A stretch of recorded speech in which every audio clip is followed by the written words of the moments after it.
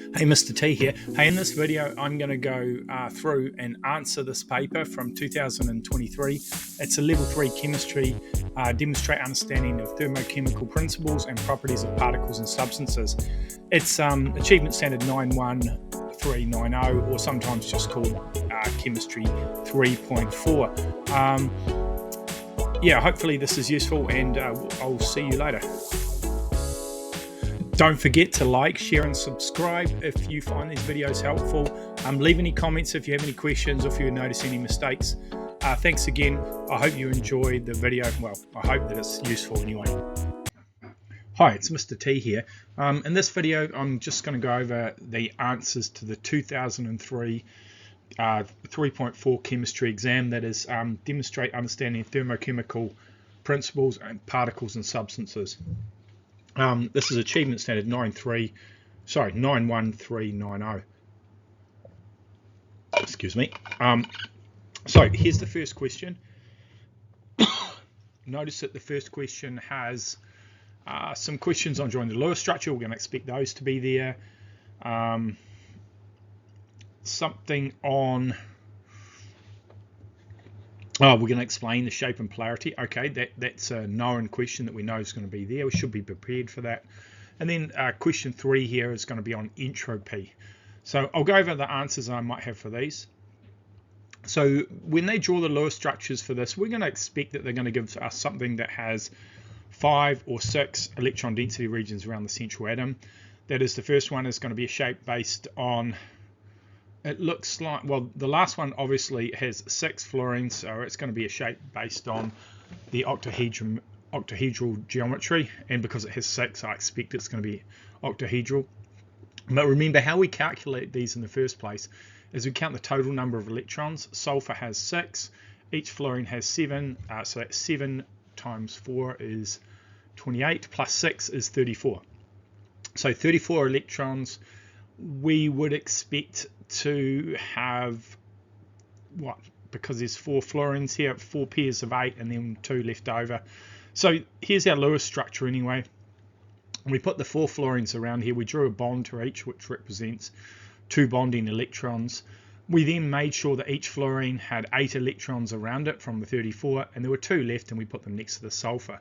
Now, because this has 5 electron density regions around the sulfur, its base shape is trigonal bipyramid, but its actual shape is a distorted tetrahedral, or we might call it a seesaw shape. For this one here, it's obviously it must be octahedral, because the only way, if you're going to put 6 F atoms around our sulfur with 6 bonds, you're only going to be able to get an octahedral shape. We haven't learned about shapes bigger than 6. If we counted up the total number of electrons here, that was 6 plus 6 times 7, which is 6 times 7 is 42, plus 6 is 48. Okay, that makes sense because that's 8 around each fluorine, gives us 6 8s of 48. So octahedral shape, obviously. Let's look at the next part, which is we're going to explain the shape and the polarity. So I use 2 acronyms to remember this.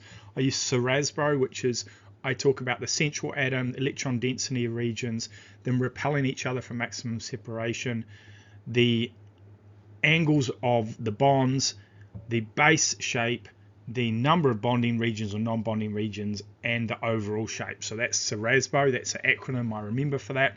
And then to explain polarity, I use the acronym UBAC, E for electron density regions, U for uneven sharing of electrons, BAC, B for bond dipoles, A for asymmetry or symmetry, and C for cancelling out or not cancelling out. So let's go ahead and see if I can write about this.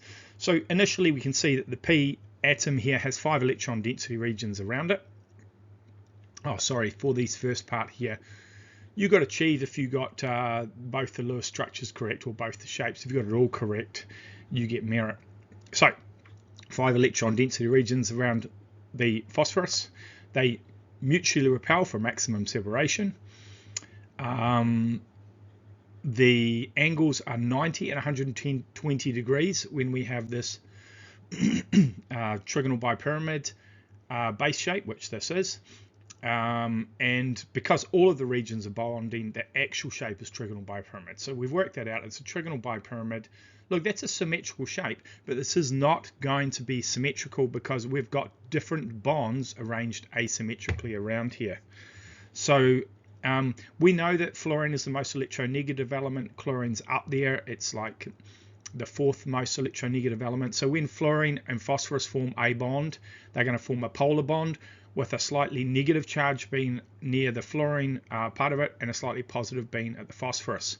And that's because they unevenly share the electrons. So when phosphorus and chlorine, when they're together, so we've got two different types of bonds here. The fluorine is more electronegative than the phosphorus, so it gets a larger share of the bonding electrons and produces a bond dipole, okay, or a polar bond you could use instead of. P and Cl also produce a bond dipole, but their strength is different due to difference in electronegativity. Because these two different dipoles have different strengths, they are essentially arranged asymmetrically around the phosphorus atom, and they do not cancel out, and it's polar.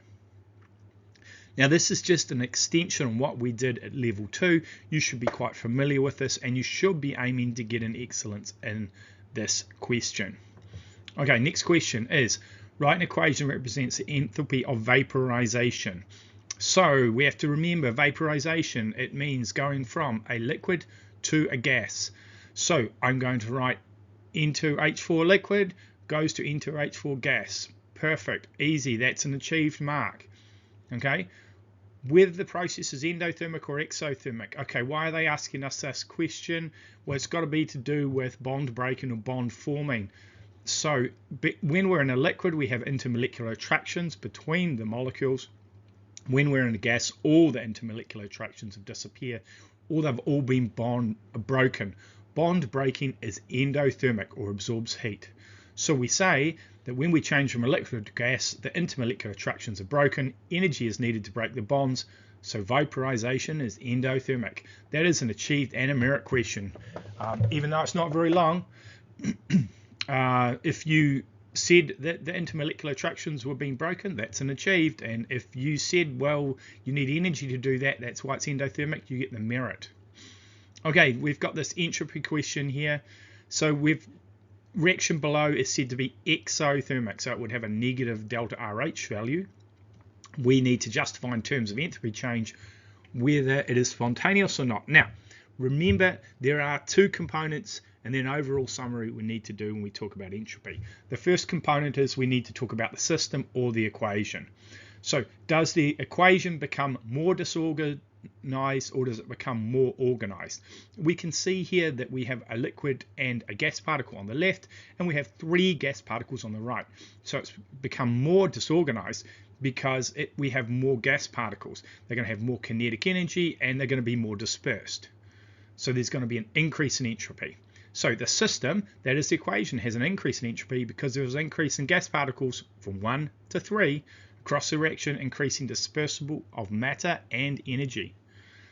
And then we have to, okay, so we've talked about that. Now we have to talk about the exoendothermic information. So the exoendothermic really is the reaction. Does the reaction absorb energy from its surroundings or give energy out to its surroundings? So it's exothermic, so it's going to give energy out to its surrounding. So any other matter outside this equation that is adjacent to it is going to have its energy increase, its kinetic energy, therefore they're going to disperse more and they're going to have more energy. There's going to be an increase in entropy. So since the reaction here is exothermic, energy is released into the surroundings, increasing the kinetic energy of the particles. This increases the dispersal of matter and energy, and you can't see this because of my face over this, but this increases the entropy. So we've got the entropy increasing in the system and the surroundings, and guess what? If the entropy increases both times, it's going to increase overall, and entropy is going to be positive. Since the entropy of the system and the surroundings both increase, the overall entropy will be positive, and the reaction will be spontaneous. So we've proven it. This is bullet point 1 or 2 achieved. Both of them merit summarizing it excellence. This question is always in the paper, and if you practice it, it's an easy question to get a good mark in. So I recommend that you go and practice the entropy question. Break it down into the system, the equation, and into the surroundings. Practice the phrases you're going to use, and just write a nice equation. If you've done that, and with the equation on the left-hand side, you've automatically got yourself an excellence. Okay, because we just need 2 excellences, actually 2 of these 2 questions, and they give us the E8. It's an amazing start to a paper. Interesting in E7, and this is different to last year's level 2 papers, is they're going to give you an excellence if an E7 if you get an excellence in one of these, and you get 2 other merits somewhere else in the question. So that's kind of good. That makes this a lot more achievable to get an excellence. Let's look at the second question. Okay, second question is, so it's got write an equation to show the enthalpy change equal to first ionization energy. Okay, so we're looking at atomic properties, so that's cool. We should have practiced these. Ionization energy is when we have an atom in the gas phase and it loses an electron. So atom in the gas phase goes to an ion in the gas phase plus an electron. So we're going to use our knowledge of the periodic table to identify and justify the difference in ionization energy of gallium and selenium. So let's have a look. Oh, sorry, that first one was unachieved. So let's have a look. Here's gallium, row 13. Here's selenium, row 16. They are in the same period of the periodic table. So they have valence electrons in the 4th energy level. So this is important because that means that the energy level is going to have no impact on the difference in the ionization energy. So we're just looking at nuclear charge. However, because it has no impact, we still need to state it. We need to say, okay, they have the same amount of shielding, the same distance, or the same amount of shielding of the electron from the nucleus, because they both have electrons in the 4th energy level. So gallium does have a higher ionization energy, and that's because it has selenium has a higher ionization energy because it has 34 protons where gallium has 31. So selenium's nucleus has a stronger attraction to the valence electrons because there's a larger nuclear charge, has a stronger attraction. Both atoms have the same electrons in the same valence level, so this does not affect the difference between them. So we put that statement, even though it's not used, we put it there so the examiner knows that we've thought about it. Okay, so this is going to be an achieved in a merit question. Okay, so using our knowledge of these periodic trends, we have to say why gallium has a larger radius than boron. Okay, again, this should be quite straightforward here. So we can see that boron has a lot less protons. It's got 5. Gallium has 31. So we would expect that gallium would have a stronger attraction to its valence electrons and pull them in closer, which it does. So gallium's second energy level is a bit closer than boron's, but here's the big difference, right? Gallium has a 3rd energy level and a 4th energy level. It's just piled on top, like you've got 2 jackets that you're wearing. So gallium is definitely going to have a larger atomic radius. So even though gallium has a much larger nuclear charge than sulfur, the extra attraction of the nucleus has for the valence electrons is not as important as the energy levels. By adding extra energy levels, you add distance. End of story. Now you might say something also, oh, like there's less shielding, so less attraction. That is true, but fundamentally the most important thing is you're just adding energy levels. That makes it larger.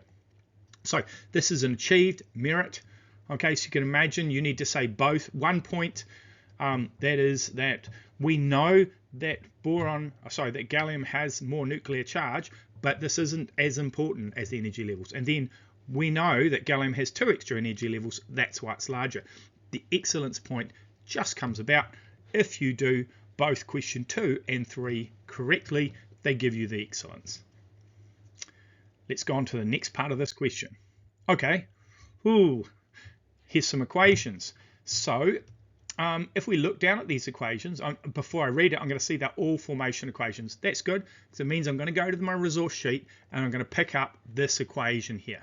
Now let's read this first.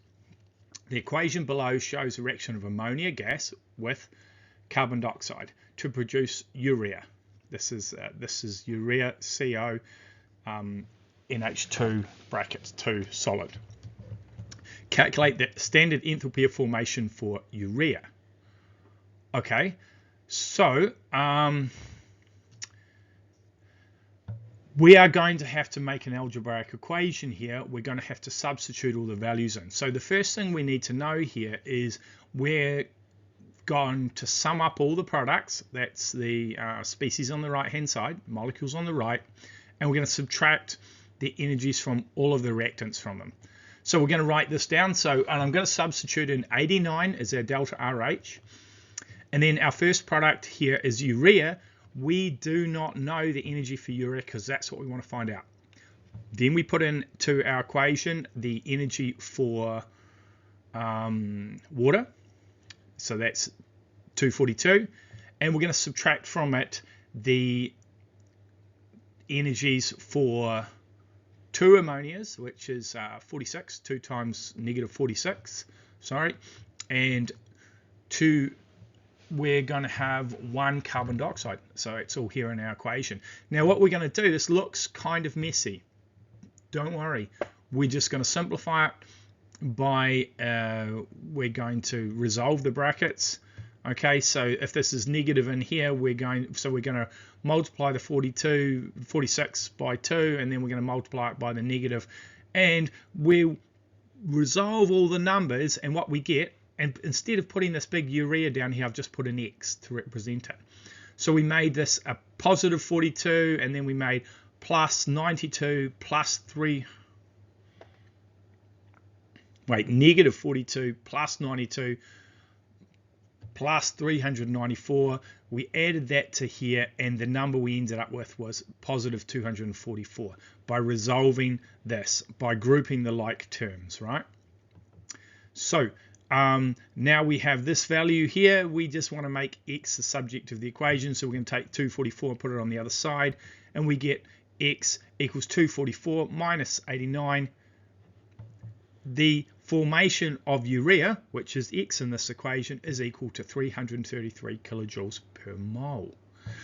Okay, so this is initially a few years ago when you had to do these equations, you just had to work out what delta RH is. Now they expect you to work out the unknown or the X in it. But look, it's just basic algebra. You can resolve this using algebra on paper, or you can put it into an equation solver or your calculator. You will always get this answer. So this is an achieved and a merit answer. If you made an error here, let's say you forgot to multiply by 2, or we forgot to multiply this by, if we made this one, instead of making it positive, we left it negative and we got the wrong answer, we could still get the achieved. Okay, what would happen to the reaction, the energy of the reaction, if water was produced instead of, or liquid water, sorry, instead of gas water? So this is often a difficult one to approach, but we need to think about it. If you want to turn the gas into liquid, you have to form bonds. So all that we're going to do is say, okay, if we had liquid water, we would have had to form bonds from the gaseous water. So the liquid water is produced, instead of the gas, more energy would need to be released. Now the reason, I'm just going to justify this, forming bonds is exothermic. So energy would be released when the intermolecular bonds between the water molecules were formed. So if we had to form and make water from this gas, we would make intermolecular bonds. That releases energy when we do it because it's exothermic.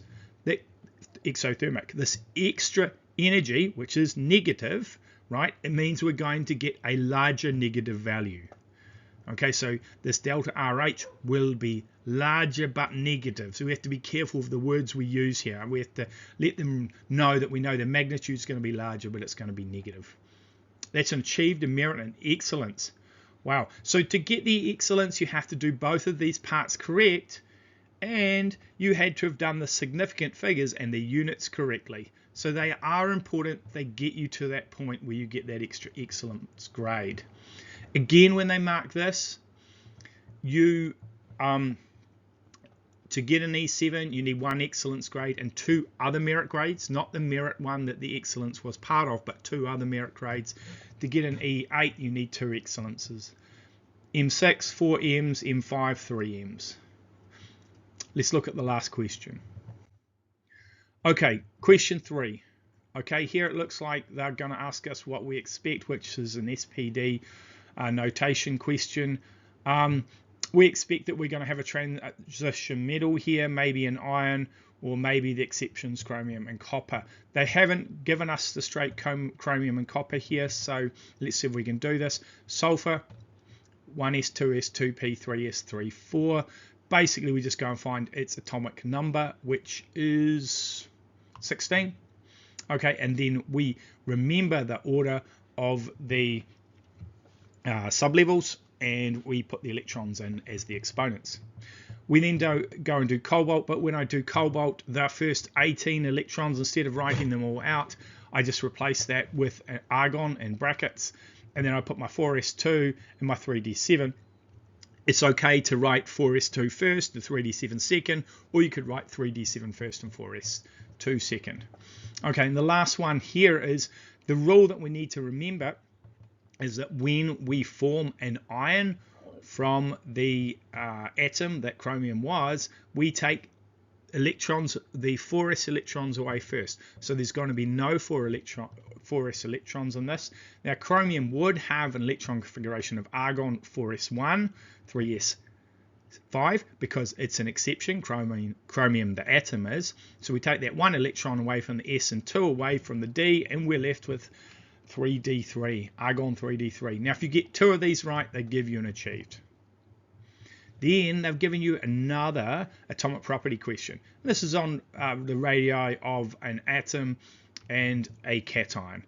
Okay, so all that you need to state here is what is it that's the same between them and we have to ignore, and what is different and is going to make the difference in atomic radius. So we can see that calcium is larger. So both the atom and the ion have the same number of protons. Remember, the number of protons in an atom never changes. It's just the number of electrons that can change. So the nuclear charge has no impact in the difference in radius. So the attraction of the nuclear charge to the electrons, no effect, because they have the same charge, same amount of attraction. But calcium 2 plus has lost its valence energy level. So it no longer has 4 energy levels, it only has valence electrons in the 3rd level, where calcium still has them in the 4th. Because calcium atom, Ca, has an extra energy level, it is larger. End of story. It's just that extra energy level again that makes it have the larger radius. So, achieved merit. Basically, the merit, if you include the point that nuclear charge, it doesn't matter. Okay, so now we're going to be looking at attractive forces. So as soon as I see this question, I'm thinking temporary, permanent, and hydrogen bonding, right? They're going to ask me about that. They're mostly going to ask me to explain hydrogen bonding, and they're going to give me some tricky question about temporary possibly. Anyway, we have to write in the type of attractive forces. When we look at propan-1-amine, we can see that there is an NH2 here. Now we remember that fluorine, oxygen and nitrogen are highly electronegative atoms that will, when bonded to a hydrogen, form hydrogen bonding, right? So what they do is they're so electronegative, they essentially strip the hydrogen of its electrons. It becomes a positive charge that then attracts to the non-bonding pair of a highly electronegative atom on an adjacent molecule. So this one here, also because it has nitrogen and hydrogen bonds, it also has a bond dipoles, and it will form a polar molecule. So it's going to have hydrogen bonding, temporary dipole bonding, and permanent dipole bonding. Chloroethane, chlorine doesn't quite meet the requirements of being highly electronegative. It is electronegative. It will form a bond with carbon, and therefore it will form a polar bond. So it's going to have a permanent dipole, and it's also going to have a temporary dipole because all molecules have temporary dipoles. decane, it only has temporary dipoles, right? So it's reasonably symmetrical. The difference in electronegativity between carbons and hydrogens, we don't identify them as differences that are going to make a difference and make a permanent dipole. So it only has temporary dipoles. So if we get 2 of these right, we get an achieved. Okay, why does the boiling point of propamine higher than chloroethane? Well, if we've done this, we can say, okay, it's because it has hydrogen bonding and the other one only has temporary and permanent. That's pretty evident, but we're going to have to flesh that argument out a bit more. So both molecules have permanent to permanent, temporary to temporary. However, propane-1-amine has a molar mass of 57. So that's interesting. This one has a molar mass here of 57. Chloroethane is a molar mass of 62.5. Therefore, this one has a slightly bigger electron cloud, chloroethane. So we'd think it'd have slightly stronger temporary attractions. So if there was nothing different, right, and there was no hydrogen bonding, we'd expect chloroethane to have a slightly higher boiling point. It doesn't, and the reason is prop-1-amine has hydrogen bonding. Now we have to unpack this. The reason it has hydrogen bonding, remember, is it has a hydrogen atom bonded to a highly electronegative nitrogen atom. Hydrogen bonding is far stronger than temporary bonding. So even though chloroethane might nudge a wee bit ahead to do with its electron cloud, not much, they're about the same, the hydrogen bonding is so much more important that you're going to need more energy to break the bonds in propane-1-amine and therefore have a higher boiling point. Always remember at the end to talk about the amount of energy required to break the bonds. That's what has a higher boiling point. You just can't say that's therefore it has a higher boiling point. You have to say therefore it requires more energy, and that's why it has a higher boiling point. So this is going to be an achieved merit. It is an excellence, but it's one of those excellence you've got to combine it with the next question. That's why it's got a wee asterisk there. So let's have a look at the next question.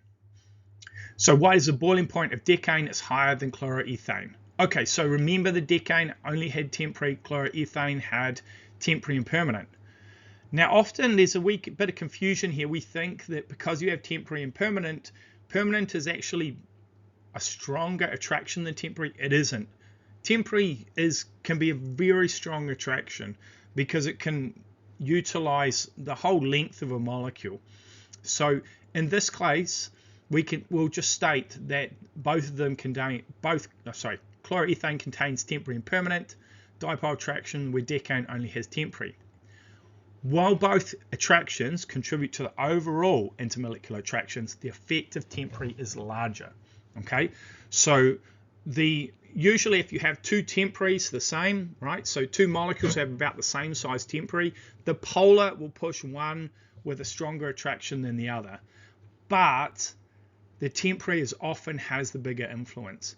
Since decane has a molar mass of 142, that's quite big, and chloroethane only has 62.5, the size of decane's electron cloud, which contributes to the strength of the intermolecular attractions for temporary dipoles attractions, since its electron cloud is significantly larger, its temporary attractions are larger. This means more energy, remember I was making this statement again, is needed to break the intermolecular attractions between the molecules, and it has a higher boiling point. If you don't remember to put the energy argument in, they're going to take you down a mark. So this is achieved merit and excellence. So we don't get 2 excellence, we only get 1 excellence if we do this and the previous question right. The last question of the paper is an excellence question, and Hess's law. Hess's law means we're going to write out all of these equations. You can write them out a second time after you've decided whether you're going to multiply them or flip them around and cancel everything out, or you can just trust yourself and your mathematics. In this case, I'm just going to go through and do the basic bit. You can go and practice by rewriting out the equations in their correct form and then cancelling out all of the molecules and adding up the energy if you need to. Anyway, let's have a look at this. Glucose reaction with oxygen to produce carbon dioxide and water vapor. Obviously respiration equation here. calculate the enthalpy change for the reaction. Okay, so this is our equation everything has to add up for, and we're going to have to write the equations for these. So I'm going to write the first equation is a formation equation for glucose. So it's going to be 6 carbons, 3 oxygen gases, 6 oxygen gases produces this glucose molecule, and I'm going to put the energy next to it. Okay, it's negative 1,270 kilojoules per mole. Next equation is a combustion equation for carbon, which we know is also a formation equation for carbon dioxide. Oh wait, am I going to multiply this first? I guess I am.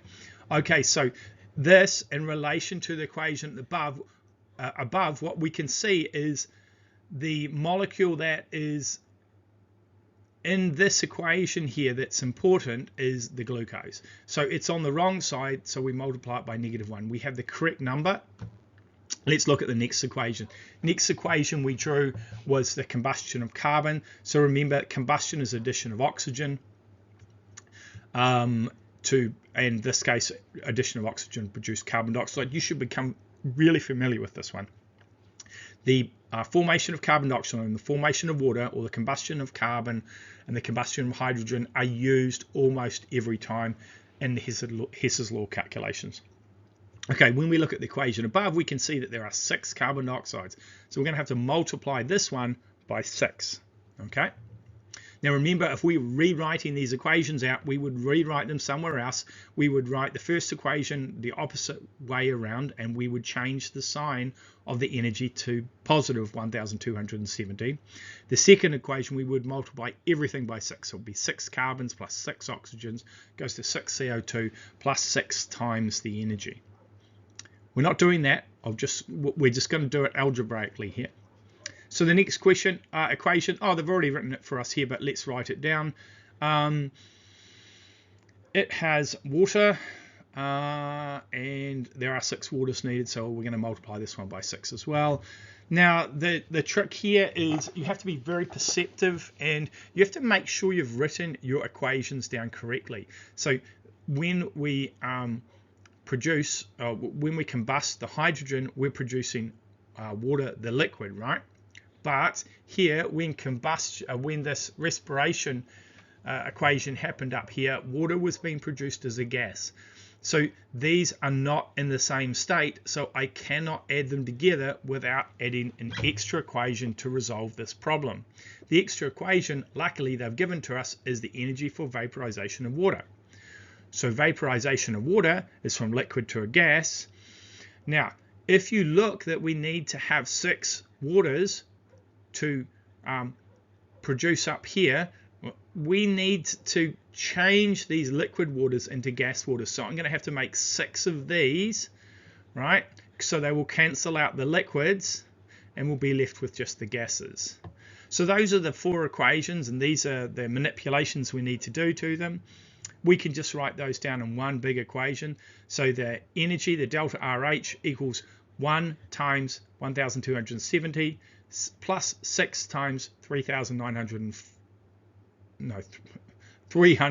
394 plus 6 times negative 286 plus 6 times negative 6.01. We get the following numbers, we resolve them, and here is our answer. The energy for this is negative 2,774 kilojoules per mole. They are going to give you an achieved if you resolve 2 of these, if you wrote out 2 of these equations right and you multiplied them correctly. If you got everything right but you made an error somewhere, maybe you didn't multiply this properly in this case and your number ended up being wrong, you get a merit. If you get it completely right, they will give you an excellence if and only if you put it to 3 significant figures. No, that's not true. Actually, in the marking schedule, they say you can put it to 2, 3, or 4 significant figures. Okay, so you can keep it at 4, that's fine. They're happy with that here. And you include the unit. And that's the end of this paper. Again, with this one here, if you get an excellence point, you can accumulate 2 other merit points without getting excellence to get an E7. If you want an E8, you need 2 excellence points. This paper, when it adds up the 3 questions, 19 was the mark given for getting excellence. Can't remember what the merit was. It was mostly something like 14, and the achieved would have been something like 8. Okay, hopefully this has been helpful, and good luck with your exams. I hope that video has been useful. If you have any questions, don't forget to put that down in the comment. I'll see if I can answer them for you. Don't forget to subscribe if you want to see some other videos that I have made about this, and give it a like if you found it helpful.